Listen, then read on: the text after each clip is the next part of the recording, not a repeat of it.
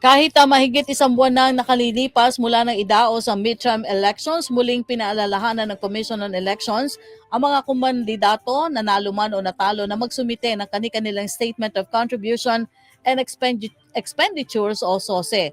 Sa panayam ng walang atrasan sa Abante Radio, sinabi ni COMELEC spokesperson Attorney John Rex Laudianco na hindi dapat baliwalain ng mga hindi pa nakapagsumite ang kakaharapin nilang parusa.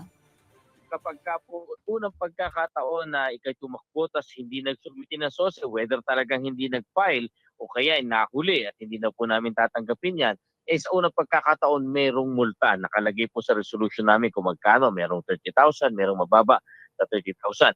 Pero pag ikalawang pagkakataon na po, meron pong tinatawag bukod sa fine, ay merong administrative penalty ng perpetual disqualification. So kung maalala nyo po, meron po kaming nung October, noong 2024, nung nag-file ng COC, sinampahan po ng aming COMELEC Law Department ng administrative cancellation ng COC. Bakit? Dahil ayon sa batas nga po, ikaw ay perpetually disqualified kapag ikaw ay tumakbo ng 2 beses at 2 beses ka rin o higit pa na hindi nag-file ng iyong SOSE. So ganyang kabigat po ang hindi pag-comply sa SOSE.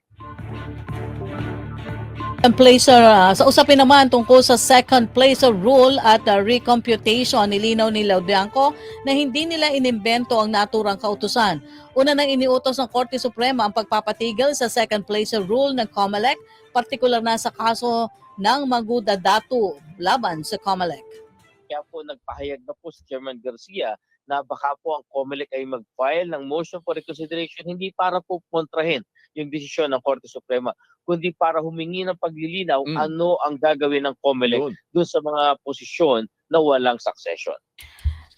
Si COMELEC spokesperson Attorney John Rex Laudianco sa panayam ng Abante Radio.